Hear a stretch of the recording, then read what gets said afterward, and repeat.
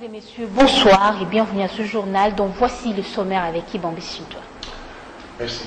Des voix s'élèvent un peu partout pour dénoncer la vente aux enchères des migrants noirs en Libye. À Kinshasa, un sitting a été organisé devant l'ambassade libyenne. C'était pour exprimer l'indignation de tous contre cette traite des temps modernes et pour demander qu'on y mette un terme définitif. De son côté, la présidente de l'Union panafricaine de la jeunesse condamne ces actes et exige l'ouverture d'une enquête internationale. Invité du journal, M. Mongo Jean-Pierre, il est économiste du développement et un intellectuel attentif à la situation économique du pays. Merci de continuer à nous faire confiance. Vous avez raison. Tout d'abord, cette nouvelle, le président Robert Mugabe a démissionné.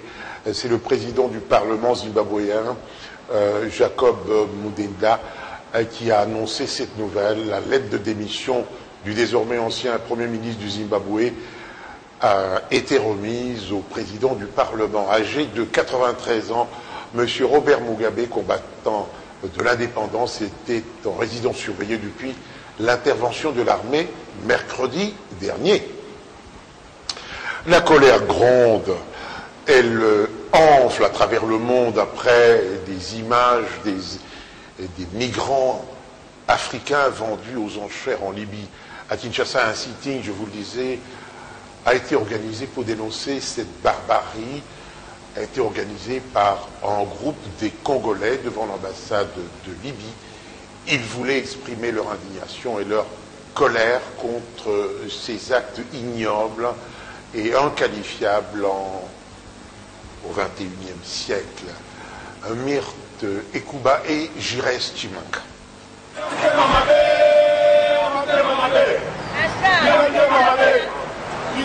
Des cris, des chants, des scénettes jouées sur place pour dire non à cette forme d'esclavagisme.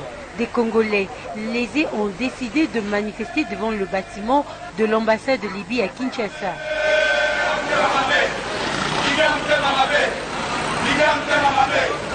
Nos frères africains, mais aussi congolais, sont maltraités en Libye, mais aussi dans certains pays du Maghreb. Alors nous nous sommes dit qu'en tant que jeunes, qu'il était important pour nous de venir montrer notre indignation, parce que nous considérons que l'homme noir n'est pas une bête de somme. Nous voulons dire non et nous disons non à l'esclavage, parce que c'est vraiment inacceptable en plein 21e siècle, en plein 2017, un marché aux esclaves. Ce n'est pas normal. Donc je viens là pour dire non. Non et non. Les migrants, même s'ils sont migrants, ils ont leurs droits. Il demande au gouvernement congolais d'ouvrir une enquête, question d'avoir une idée précise des Congolais victimes de ce trafic en Libye. Nous pensons que nous devons aussi interpeller notre gouvernement congolais. Nous demandons sincèrement aux autorités congolaises à plus de démocratie, mais aussi à donner un avenir meilleur à ces jeunes. C'est un documentaire de la chaîne américaine CNN qui a révélé le scandale de migrants vendus aux enchères en Libye.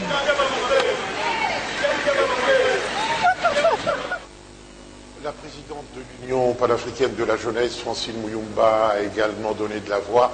Dans une interview accordée à Numérica TV, elle condamne ces actes barbares et demande à l'Union africaine de diligenter une enquête pour faire toute la lumière sur cette affaire qui n'honore pas ces instigateurs.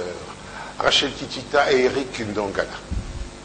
Parfois, ce sont les enfants des frères et sœurs qui vont. La présidente de l'Union panafricaine de la jeunesse a fustigé la vente des migrants africains en Libye. Francine Muyumba réitère la demande de l'UPJ au chef d'État africain de diligenter une enquête afin de faire la lumière sur cette question et sortir les Noirs du gouffre. Nous avons comme l'impression que les dirigeants africains n'ont pas encore compris qu'il y a un ça ne va pas.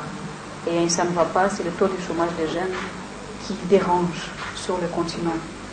Plusieurs de nos gouvernements n'investissent pas comme il faut dans la jeunesse. Comment est-ce que les autorités libyennes n'arrivent pas à identifier tous ces endroits? Donc la question est à poser également aux autorités libyennes, parce que ce n'est pas normal. Ils ont quand même l'armée. La situation vécue en Libye est grave autant que la souffrance qui sévit en République démocratique du Congo. À ce sujet, Francine Muyumba plaide pour plus de liberté d'expression de la jeunesse congolaise. Nous avons aussi le programme PR50 du président de la République que vous connaissez. Et le PR50, en ce moment, il y a plus ou moins 1000 projets de jeunes qui ont été réceptionnés dans les sites des PR50, dont 100 projets viennent d'être sélectionnés par les experts nationaux et internationaux. Et les 100 projets vont passer au concours pour que les meilleurs soient financés. La présidente de l'UPJ propose la création d'une agence spécialisée qui va se focaliser sur le développement de la jeunesse. Enfin, elle plaide pour que le Parlement congolais ratifie la Charte africaine de la jeunesse adoptée en Conseil de ministres qui pourra booster le développement de la jeunesse. Francine Muyumba qui a également réagi sur l'affaire Yalala, cette fille de 15 ans interpellée récemment à Goma par la police. Elle condamne la brutalité des agents de l'ordre, mais aussi les organisateurs des manifestations qui alignent des enfants dans leur mouvement. Reportage. La photo de la petite Yalala menottée à Idjouy a fait la une la semaine dernière sur la toile, mais également dans les médias congolais. Francine Muyumba condamne le droit qui est violé. D'une part, elle fustige les organisateurs des manifestations qui mettent au devant de la scène des enfants. Donc il faut donner plus de liberté d'expression à la jeunesse congolaise et que les jeunes ne soient pas utilisés, surtout les enfants. Ça fait mal de voir que les enfants sont utilisés dans des manifestations et que ça crée beaucoup de polémiques, que les enfants sont arrêtés par-ci par-là. Donc jusque-là, je pense qu'il revient également aux organisateurs des manifestations de protéger les enfants parce que les enfants ont leurs droits. Les enfants ont leurs droits et ils ont le droit d'être protégés. Ils n'ont pas le droit d'être... Ils ne peuvent pas être exposés. Parce que je ne vois personne de ces politiciens, qui s'assoient dans la majorité tout comme de l'opposition, qui peuvent mettre leurs enfants de 14 ans, de 15 ans devant pour aller manifester, ou leurs enfants de 12 ans, 13 ans. C'est inacceptable et condamnable. Nous interpellons tous les deux camps de faire un peu une politique qui n'est pas celle d'exposer le plus jeune parce que leur avenir en dépend. Une personne a été tuée et une autre blessée ce mardi à Ocha, chef-lieu du territoire de Béni, au Nord Kivu. Les manifestants protestaient contre le meurtre hier d'un élève par des présumés éléments de l'armée. Les présumés militaires auraient tiré sur cet élève finaliste. Ce matin, la population transportant la dépouille a manifesté pour exiger le remplacement de l'unité des FARDC indexée. L'administrateur du territoire de Béni a appelé au calme en vue de permettre à la justice de faire son travail. De son côté, le porte-parole militaire de l'opération Sokola 1 Nord affirme que l'armée fait tout pour dénicher les auteurs de ces crimes. 56 morts dans les manifestations qui ont eu lieu en République démocratique du Congo du mois d'avril dernier jusqu'en octobre 2017. C'est le bilan que dresse la Conférence épiscopale nationale du Congo. D'après ce rapport, 52 personnes parmi les 56 seraient tuées par balle par les forces de l'ordre, une personne par le gaz lacrymogène et 3 policiers tués par des manifestants. À cela, la SENCO ajoute au moins 105 blessés, dont 87 par balle. Félix Ilunga. Au moins 56 personnes tuées pendant cette période, dont 52 par balle, 1 par gaz lacrymogène et 3 policiers tués par les manifestants. Au moins 355 cas d'arrestation de manifestants et organisateurs. Ces arrestations sont menées par la police, les forces armées de la RD Congo et autres services spécialisés. au moins 105 cas de blessés, dont 87 par balle, 1 par baïonnette, 10 pendant la fuite et 8 suite au gaz lacrymogène. Au moins 4 cas de vandalisme, dont sous-commissariat de la police brûlé, un magasin appartenant à un sujet chinois pillé et 4 types de la police brûlés. Il a été constaté dans ces rapports une ambiguïté des règles relatives à l'organisation de manifestations et réunions publiques en République démocratique du Congo, dans ce sens que la loi qui a été votée au Parlement en 2015, devant abroger le décret-loi de 1999, souffre jusqu'à ce jour. Et la réaction du gouvernement ne s'est pas fait attendre. Pour Lambert Mende, ce rapport est loin d'être crédible. Le porte-parole du gouvernement souligne qu'il lui manque à ce rapport des précisions sur l'identité des 52 personnes qui auraient été tuées par les forces de l'ordre par balle. Lambert Mende a été joint par nos reporters. Mais nous sommes assez embarrassés parce que sans identité de victime ou de présumées victimes, je ne sais pas comment un gouvernement peut entreprendre une enquête, une vérification pour savoir exactement de quoi il s'agit. Les chiffres, c'est quoi? Il s'agit de personnes humaines qui doivent avoir un nom. Dire qu'on a tué 50 personnes, on a tué 60 personnes, ce n'est pas ça qui peut aider un gouvernement à entreprendre une vérification, une investigation. Les professionnels de défense des droits de l'homme donnent les identités des victimes de ces abus éventuels qui permettent aux services compétents de l'État d'enquêter pour pouvoir prendre des sanctions là où il faut prendre des sanctions et dire ce qui s'est passé exactement. Mais les chiffres, c'est une gestion simplement médiatique de gens qui font de la politique de discrédit, gestion de discrédit sur un pays, sur un gouvernement. Avec vous, Élisée Mafou, le reste de l'actualité. Oui, comment définir la démocratie au-delà de la définition classique du pouvoir du peuple par le peuple, pour le peuple? D'autres notions concourent à établir qu'un pays est engagé sur la voie de la démocratie. Par exemple, par le nombre d'anciens présidents vivant dans le pays, au milieu de leur peuple. En Afrique, vous allez le voir, des disparités mettent en lumière le degré de démocratie entre anglophones, francophones et lusophones. D'emblée, il saute aux yeux que les anciennes colonies françaises et belges en Afrique sont celles qui comptent le moins d'anciens chefs d'État vivants entourés du respect de leur peuple. Tout à l'inverse de leurs homologues anglophones et lusophones, à quelques exceptions près. Le plus ancien des présidents africains vivants étant sans conteste le Zambien Kenneth Kaunda. Aujourd'hui âgé de 93 ans, il était jusqu'à il y a peu sollicité par les Nations Unies et l'Union africaine dans des missions de médiation dans les zones en conflit. Le Nigérian Olusegun Obasanjo, 80 ans, figure aussi parmi les sages de l'Afrique et son statut d'ancien militaire n'enlève rien à la considération de la constellation ethnique de son pays et de ses successeurs Goodluck Jonathan ou son ancien collègue général au pouvoir. Mais parmi les champions toutes catégories de la stabilité, comptons la Tanzanie, où les anciens présidents Ali Hassan Mwinyi, Benjamin Mkapa, Jakaya Mrisho Kikwete côtoient leur peuple et conseillent leur successeur John Magufuli Pomba. Hors des écrans radars des conflits endémiques, la Namibie de Sam Nujoma, 88 ans et père de l'indépendance, a vu se succéder dans le calme Hifikepunye Pohamba et Hage Gengop en fonction.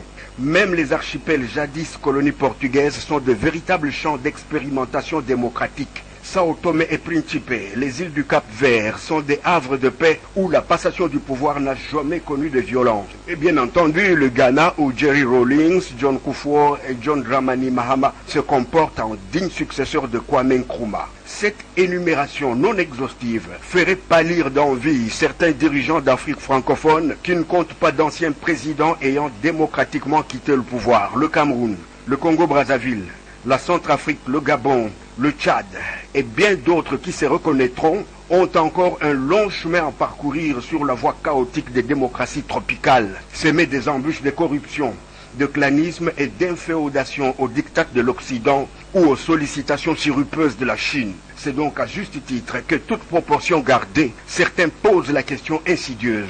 Après Mugabe, à qui le tour? Célébration ce mardi 21 novembre de la journée internationale de la télévision. La journée met en exergue l'influence croissante qu'a occupé et qu'occupe toujours ce média dans nos vies. Marie-Laure Moulumba. Célébré chaque année le 21 novembre, date à laquelle s'est tenu en 1996 le premier forum mondial sur la télévision au siège de l'ONU à New York. Cette journée encourage les échanges internationaux d'émissions consacrées notamment à des questions telles que la paix, la sécurité, le développement économique et social et le renforcement des échanges culturels.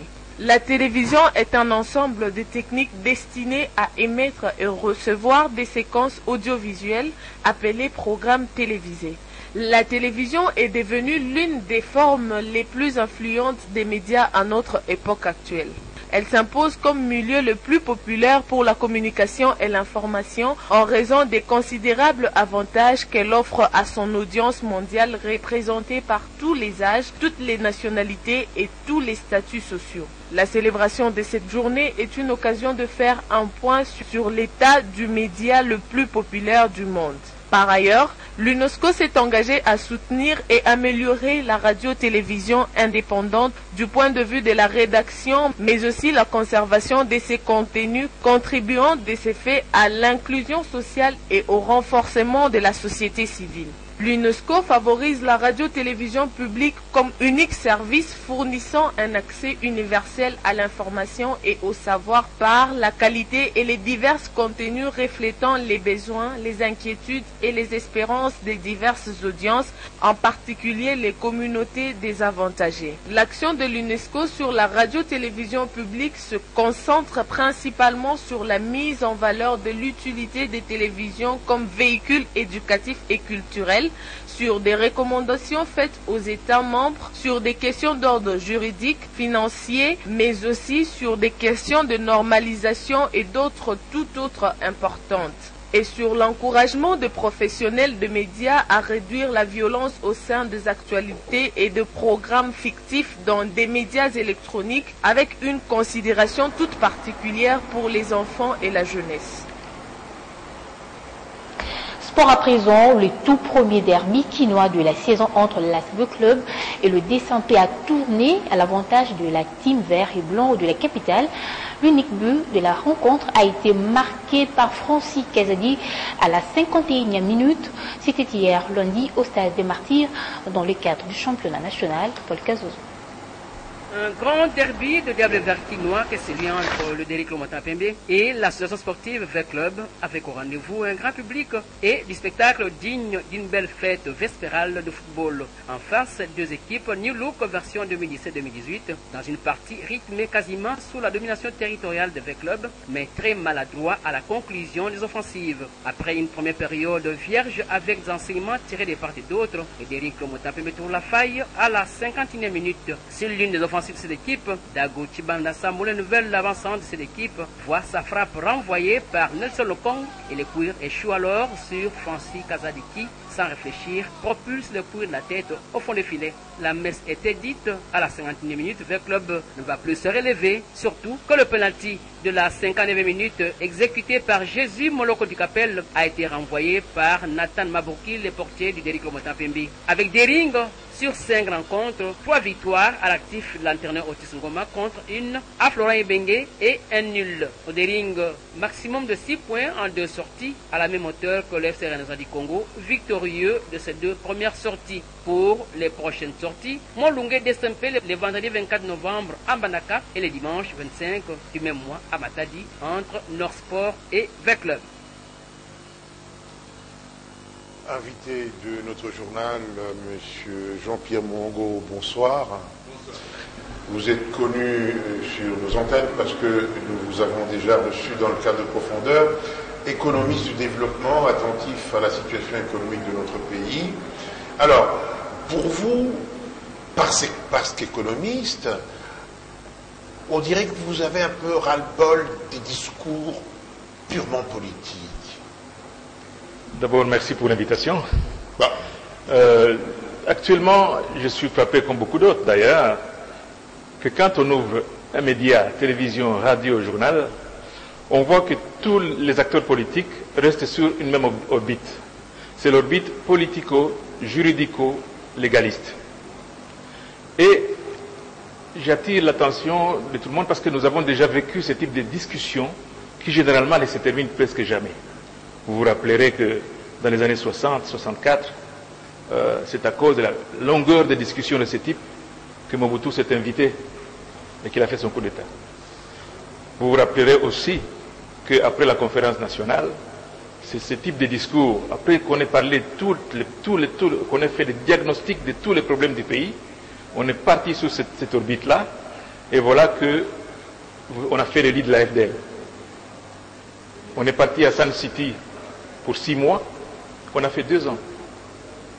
2 ans, et là ce sont encore les discussions de ce type-là et leur longueur qui ont fait que les choses ont traîné. Et donc, comme on a annoncé que les élections vont se faire, je pense que les acteurs politiques ont une chance extraordinaire de descendre sur notre orbite. Parce que les discussions ou les débats publics doivent revenir sur ce que les populations veulent, ce qu'ils peuvent entendre et comment ils peuvent se mettre dans une position de choix des politiques qui veulent les diriger demain. On ne peut pas choisir, bon, on ne choisit pas la tribu, mais on ne peut pas choisir quand les gens surfent sur ce type d'orbite. On choisit les gens qui prennent en charge et qui projettent dans l'avenir les problèmes des citoyens pour améliorer leur vie, pour que le pays soit souverain, pour qu'il puisse interagir avec les autres pays. C'est ça. Donc, qu'on cesse de parler de la politique politicienne et qu'on dise à la population comment on va résoudre ces problèmes. Que déjà ce débat s'installe aujourd'hui. C'est une question de responsabilité. On ne peut pas attendre que les gens se disent quand nous serons là, nous ferons. Non. Aujourd'hui, ils doivent entrer dans la compétition politique sur des thèmes de la connaissance de leur pays, de la connaissance de la problématique du pays et de la réponse à ce que les citoyens veulent. Il ne faut pas seulement dire nous allons remplacer les autres comme s'ils n'avaient rien fait, sans proposer une amélioration, sans proposer une nouveauté, sans proposer un rêve collectif. Mais cela ne fait-il pas partie de la stratégie politique qu'on pourrait développer le moment venu lors, par exemple, de la campagne électorale? Je ne dirais pas que c'est une mauvaise stratégie. Ce n'est pas une stratégie du tout. Les politiques s'alignent pour pouvoir assurer la direction des affaires pour les populations d'un pays. Ils ont l'obligation de débattre, d'entrer en compétition et que le meilleur gagne sur les thèmes et sur les possibilités crédibles qu'ils vont offrir à la population et pas seulement par la négation des autres. Bon, vous dites il faut qu'ils développent un discours que le public attend. Le public est-il prêt à entendre parler de l'économie? C'est quand même pas facile, l'économie. Il y a public et public. Prenons la configuration générale de notre pays. Combien de personnes sont capables de comprendre un discours politique? Combien comprennent le discours politique tel qu'il était aujourd'hui? Quand on parle des droits de l'homme, tout de suite, on saute sur les gens qui ont été agressés, les gens qui sont en prison. Mais on n'a pas encore vu un politicien qui vient dire pour pouvoir assurer les droits de l'homme, il faut d'abord connaître la manière dont notre pays distribue la justice. Il faut savoir qu'est-ce qu'on va améliorer. Je vous donnerai par exemple, on a les tribunaux de paix. Ça fait plusieurs années qu'on a déjà instauré les tribunaux de paix pour avoir la proximité de justice avec la population. Combien d'entités jusqu'au territoire ont leur tribunal de paix aujourd'hui? C'est des questions. Vous voulez diriger? Dites-nous ce que vous allez faire pour que des 10%, on passe à 90%. Oui, mais en cette matière-là, excusez-moi de vous interrompre, le ministre lui-même a déploré le travail fait par les magistrats, ce qui a provoqué leur colère. Il a quand même... Le ministre peut déplorer, mais c'est lui qui veut diriger, doit connaître ça. Combien de prisons je vais construire face à ça? Combien de magistrats je vais affecter à tel endroit? Ce n'est pas normal que tout le Kasaï a moins de 100 magistrats et Lubumbashi en a 400. Kinshasa, il faut compter des milliers. Goma et Matadi. Mais et les autres endroits? Pourquoi ils n'y vont pas? On a des explications, mais on voudrait que les gens débattent pour dire sur la distribution de la justice demain, voilà ce que moi j'apporte dans le panier, voilà ce que je voudrais faire. La même chose sur l'enseignement. Tous les besoins de base de la population, l'enseignement, l'alimentation, la santé. Il faut que nous sachions qui pense quoi sur ces questions-là. Sinon, on va élire soit un frère, soit un ami, soit une figure qui plaît. Mais c'est ça sur base de quoi? Mais vous êtes justement économiste et vous êtes très connu, notamment dans les domaines sociaux. Est-ce qu'il est interdit de parler, par exemple, du social? J'entends de plus en plus que les gens disent qu'il faut améliorer le social du Congolais. Quand on prend le social au sens strict, c'est la politique d'un gouvernement ou d'un pays pour s'occuper des gens les plus fragiles, c'est-à-dire les handicapés, les seniors, les vieux, les enfants, les accidentés, les fugitifs. Mais le social pour la population active est quelque chose de très économique. Ce sont les choix de politique économique pour augmenter les revenus, créer de l'emploi, faire de la production. Ça, c'est des décisions d'économie, de politique économique. Ce ne sont pas... L'État n'est pas une œuvre charitable pour aller donner de l'argent à tout le monde. Non, ce sont des choses économiques et donc on voudrait entendre, écouter ceux qui veulent diriger demain, débattre en fonction de leurs opinions, en fonction de leurs idéologies, ce qu'ils vont faire pour résoudre ce qu'entre guillemets on appelle le social. Le social, c'est le salaire. Le salaire, ce n'est pas un cadeau. Le social, c'est il faut que les grandes questions, le chômage des jeunes, la gestion des ressources, ça, ce sont des choses que les politiques doivent dire à l'avance. Il ne faut pas qu'ils attendent les jours où on va aller aux urnes pour le dire. Bon, faisons de la politique, disons, prospective. Mettez-vous à la place des politiciens. Aujourd'hui, vous êtes économiste. Comment résoudre, par exemple, les problèmes de l'agriculture? L'agriculture. D'abord, merci que je me mette à cette place-là. Les politiques doivent nous donner un programme global dans lequel il y a l'agriculture. Nous avons déjà eu la possibilité de parler de l'agriculture sur ces antennes. Et un des premiers rôles des dirigeants, c'est de nourrir la population. C'est assurer une certaine autonomie alimentaire. Et dans notre pays, on a la chance extraordinaire, pas seulement d'avoir la nature, mais d'avoir toutes les données sur notre sol. Nous avons des données sur le climat. Si vous allez à l'INERA, oui, ou dans certaines bibliothèques d'université, normalement il devrait y avoir énormément de la documentation sur le sol, sur le climat, sur les rotations des plantes. Mais permettez-moi d'abord, avant d'aller plus loin, de parler un peu de la morphologie agronomique du pays. Parce que notre pays est couvert d'une grande forêt. Parce qu'elle est traversée par l'équateur et les tropiques. Et donc, c'est une richesse extraordinaire que normalement, nous ne devrions pas toucher parce qu'elle intéresse le monde entier. Et donc, on ne doit pas... Enfin, il y aura certainement une politique forestière. D'ailleurs, il y a un code forestier qui est en gestation à côté du code agricole qui vient de passer au Sénat il n'y a pas longtemps. Le monde entier nous en voudrait de déranger cette forêt équatoriale.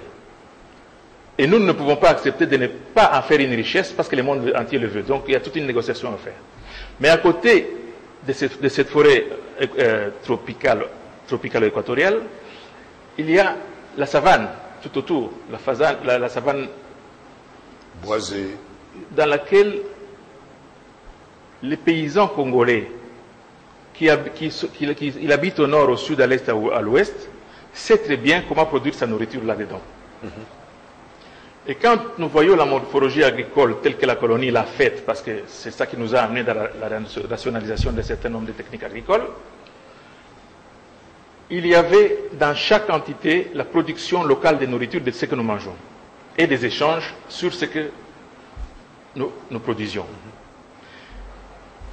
Je reviendrai tout à l'heure à ce que nous devons faire après, parce qu'on doit passer du paysan congolais au fermier congolais. Et qu'est-ce qu'il faut faire pour que le paysan soit fermier? Il doit pouvoir adapter des techniques qui augmentent la productivité de sa la productivité des facteurs de production. Il doit méthodologiquement s'adapter à ce qu'on a aujourd'hui. Ce n'est plus cultivé pour manger, mais c'est cultivé pour échanger. Donc, on doit entrer dans ce qu'on appelle aujourd'hui l'agribusiness. On doit entrer dans la chaîne de valeur à partir de la production jusqu'au marché final. Je pense que de plus en plus, vous allez voir que les camions qui transportent du manioc, du maïs, vont être transformés petit à petit en des camions qui transportent des cartons. Et pour faire ça, c'est toute une politique avec toute une série de brigades qui aident le paysan à délimiter son hectare, son demi-hectare, et à produire ce qu'il fait et ce que les voisins font, de façon à ce que ça soit un peu intensif. Si jamais il fait des oranges, eh ben, il fait des oranges. Oui, mais ça, il faut aller à l'école. Or, ceux qui se sont intéressés à ce domaine sont pratiquement délaissés pour compte. C'est tout l'ensemble de cette politique-là. Parce que après se pose la question d'où viennent les revenus pour appliquer cette politique. Alors, nous allons reprendre tout ce qui est culture d'exportation, qui permettent à ce qu'on puisse avoir des devises. C'est le coton. Le coton, nous avons été le roi du coton. Le coton s'est cultivé à Lubangui, sud-Lubangui. Le coton s'est cultivé à Ituri.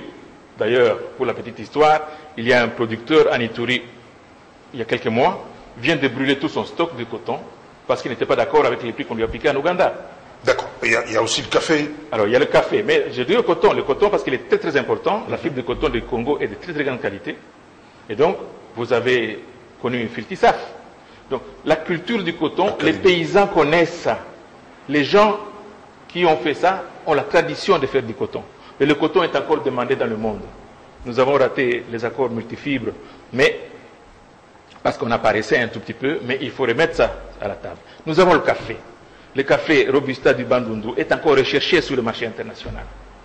L'arabica de montagne du Kivu est encore recherché. Aujourd'hui, d'après les statistiques de l'annuaire statistique de 2015 de notre institut de statistiques, nous produisons 11 000 tonnes de café, ce qui est rien du tout par rapport aux 140, 240 qu'on faisait dans les temps. Bon, vous savez, je voudrais vous dire, nous développons ça au cours de l'émission, comment je vais être bien élaboré, mais avec quel budget, tout ce que vous dites, on a l'impression que c'est... Je me mettrais à la place des politiciens que je me dirais, tiens, quel est le budget de Congo aujourd'hui? 5 milliards, ça signifie un pot de chagrin, une peau de chagrin. Comment est-ce qu'on va serrer les besoins pour qu'avec 5 milliards, on puisse faire un pas en avant? Avec les élections qui nous attendent. Pardon. Avec les élections qui nous attendent, qui vont déjà commencer presque, qui vont déjà consommer 1 milliard. Il faut que des hommes politiques, les idées, il y en a dans toutes les têtes, il faut les mettre ensemble, qu'ils discutent. Comment est-ce qu'on peut faire pour augmenter cette assiette-là d'ici l'année prochaine, l'année suivante? Comment par exemple, vous êtes... Une des premières questions, il faut d'abord continuer tous les efforts de l'administrabilité de l'État. Parce qu'une graine de café qui sort du Kivu, qui n'est pas connue par l'État, est une graine de café perdue. On vient d'apprendre par le passage du ministre des Mines au Sénat qu'il y a nous exportons des briques de construction. Mais on vient de découvrir que ces briques de construction, en fait, c'est du cobalt qui est en train d'être exporté sous forme de briques de construction. Donc, il y a des robinets à fermer, il y a de la sévérité à mettre. Et des routes à mettre en route. Mais tout ça, les routes, c'était le programme. Parce que si on avait continué la logique de l'agriculture, il ne suffit pas de produire, il ne suffit pas d'améliorer avec des brigades, avec des écoles pour former. Aujourd'hui, les enfants des paysans seront demain les fermiers agribusinessmen. Et donc, il faut que la politique agricole se marie avec la politique de circulation à l'intérieur du pays. Parce que ce qui nous intéresse le plus, c'est l'intérieur du pays. C'est comment est-ce que les gens mangent, circulent, se font soigner et se font éduquer. Et l'argent pour le faire, c'est ça que nous devons. Et comment ils échangent leurs produits. Il faut maintenant remettre dans ça toute la classe énergétique pour savoir comment on doit distribuer l'énergie.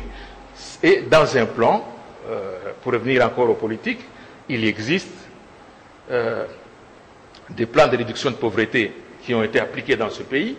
C'est le DCRP1, DCRP2, en 2 parties, qui a engendré le plan stratégique national de développement jusqu'à 2050.